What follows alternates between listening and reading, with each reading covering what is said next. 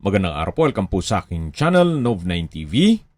Patalasasan po, meron po ba kayong mga properties na napapabayaan or non-performing assets? Plan nyo ibenta, pero wala kayong oras pagbenta nito. Kung ito'y pagkakatiwala nyo po sa amin, tawag lang po kayo sa aking numero, usap po tayo, gawan ko po ng video for free. Yes, libre po. Wala po kayong babayaran. Tutulungan pa namin kayong mabenta ang inyong property. Kami na po bala sa marketing, sa boosting, pati po sa paid advertisements, even sa tripping. Hindi na po kayo mapapagod sa pag-entertain ng mga buyers. Kami na po bala sa lahat. Tawag lang po kayo.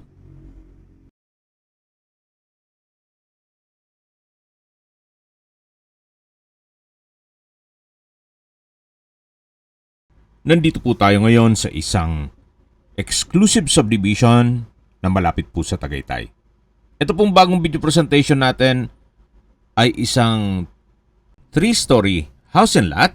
Ito po ay 4 years old at halos hindi naman natirhan ni owner gawa ng nasa ibang bansa po siya.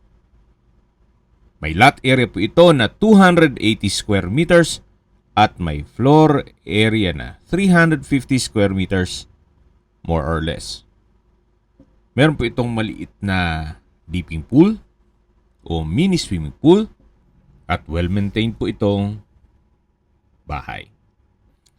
Tungan niyo po itong kapaligiran kung saan napakatahimik po, sariwa ang hangin at malamig po ang klima. Ito po yung nasa mataas na lugar. Ang estimated elevation above sea level ay 2,000 feet. Dito po sa loob ng subdivision ay kompleto po ang amenities gaya ng clubhouse, park and playground, swimming pool, basketball court, at marami pa pong iba. Meron din pong 24 hours security. Ito po yung garahe, nakasya po ang isang SUV, at mula naman po dito, matatanaw natin yung lower ground. Bali po, dalawa po ang street access po nitong bahay. Matatanaw natin yung kabilang street at mula naman dito sa kabilang street kung saan tayo nakapwesto. Tunghayan niyo po muna itong pasad bago tayo pumasok sa loob ng bahay o main door.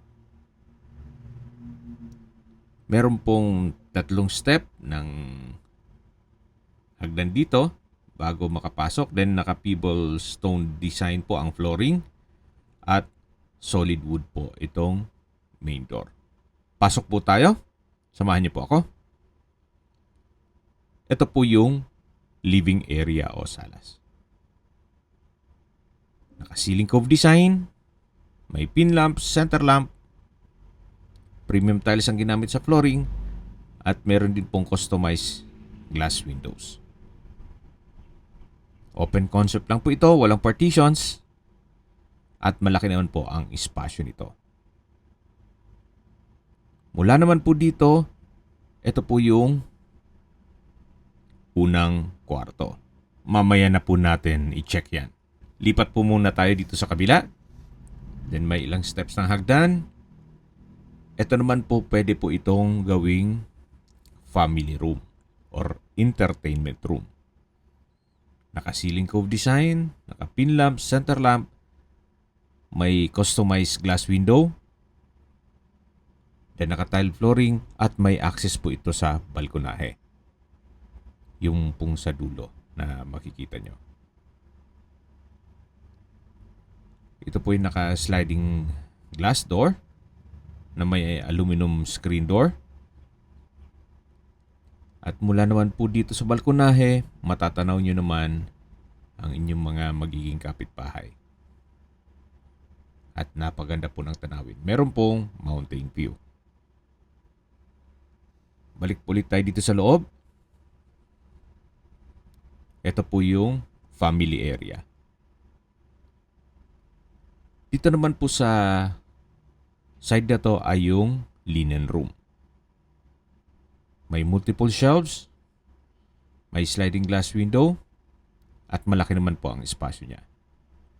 Dito naman po yung hand wash basin na may vanity mirror at may maliit na glass window. Ito naman po yung toilet and bath. May water closet with bidet. May bathroom window, tissue holder, tile bathroom wall. May shower enclosure. May wall-mounted towel rack, overhead shower, at from floor to ceiling po ang tile bathroom wall.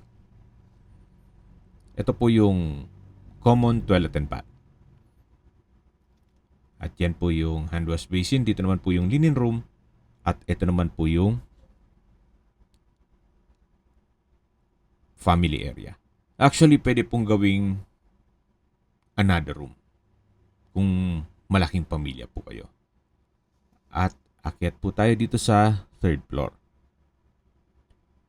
Dito naman po sa third floor ay malaki din ang espasyo.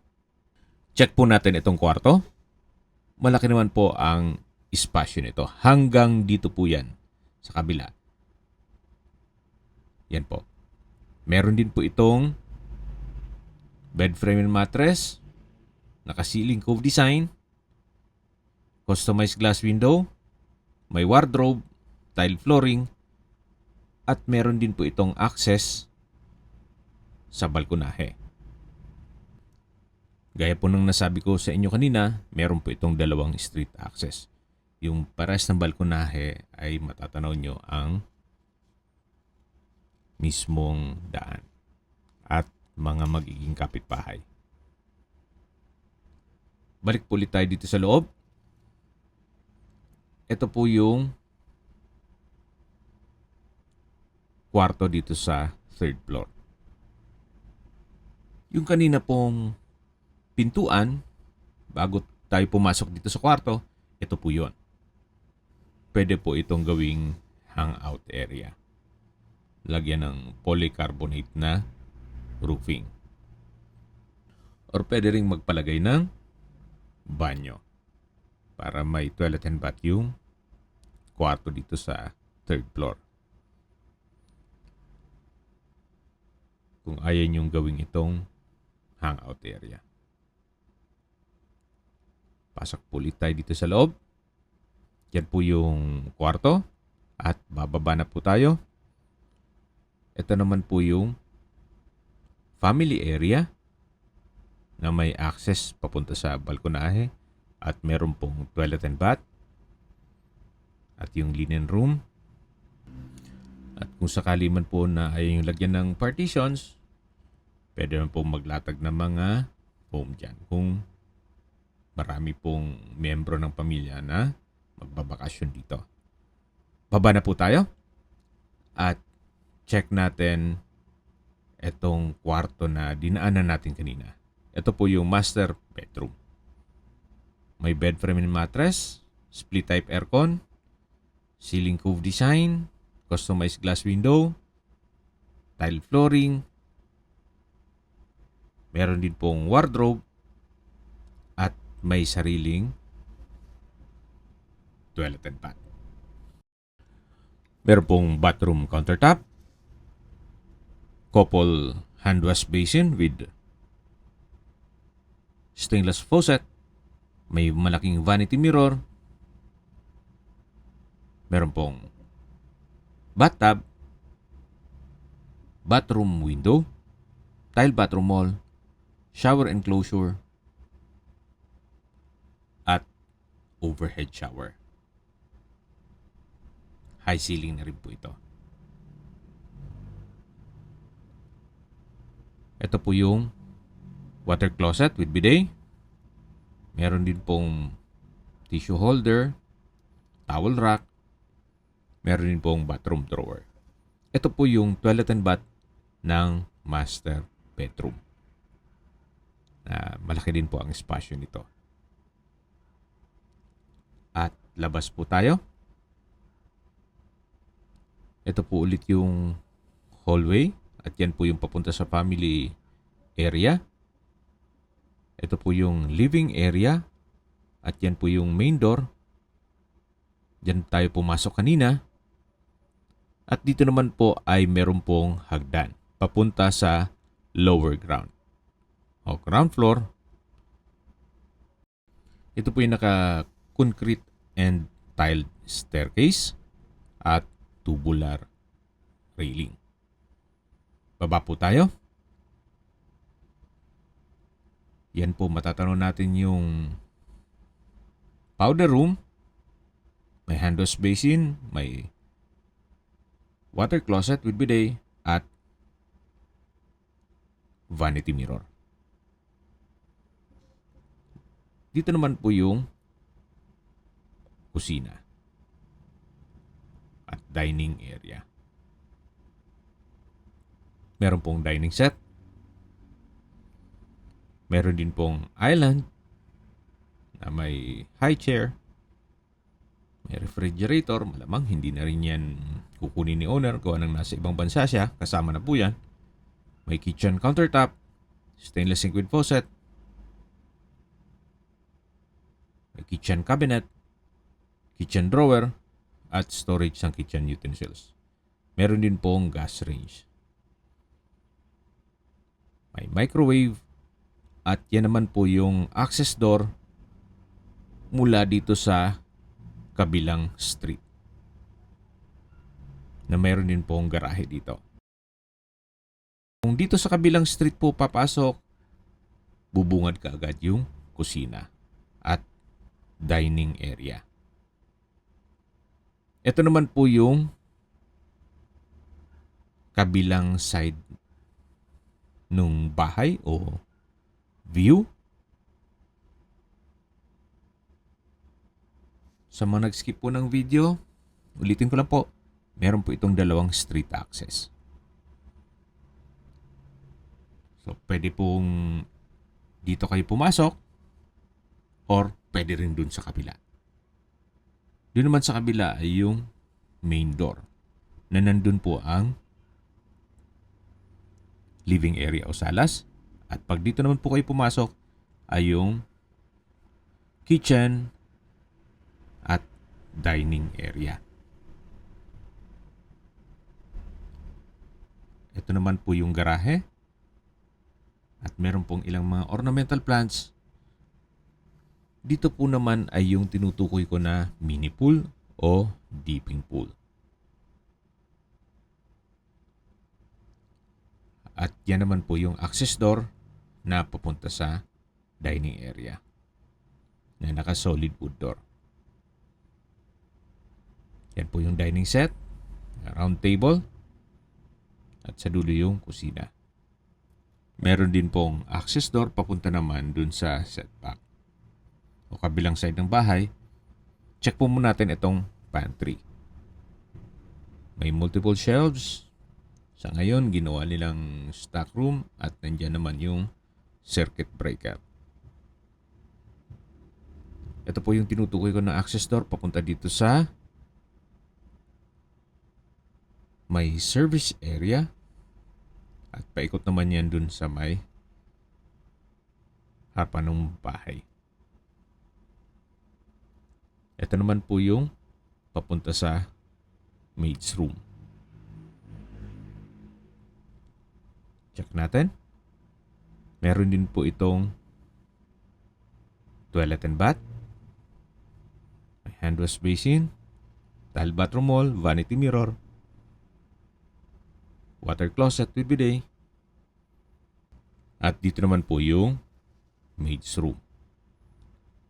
At katabi lang nung stock room. Okay, sa distance, location at travel time portion na po tayo.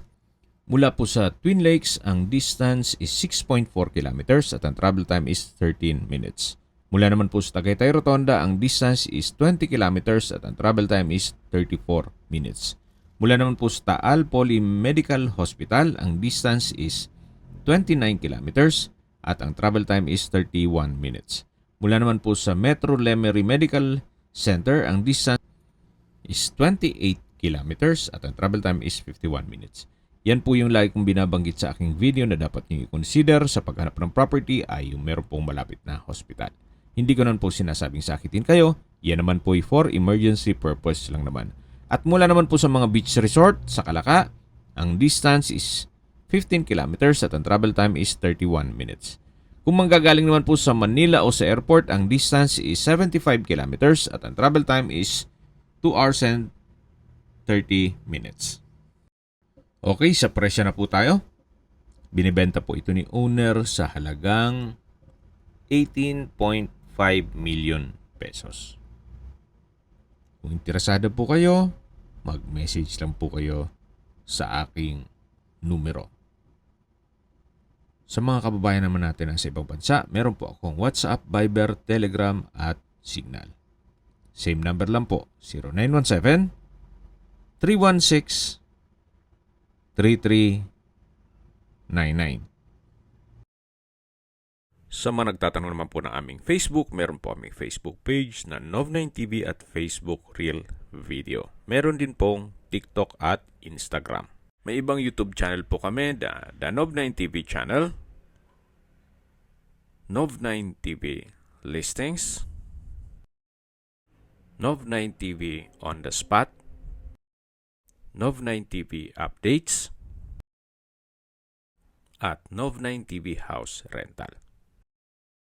Sana po naibigyan nyo ang video presentation. Paki-like and subscribe na lang po sa aking channel para ma-update din po kayo sa aking future listings. Kung sakali po hanap nyo yung mas malaking sukat ng lupa, meron din po kami ibang listings na pwede nyong pagpilian. Huwag po kayong mag-atubiling tumawag sa amin. Then, let us know your budget para malaman namin kung anong property pwede naming ilog sa inyo. Sa lahat pong viewers, subscriber at nagtiwala po sa amin, salamat po sa suporta. Ingat po kayo lagi at yung pamilya. Maraming salamat po.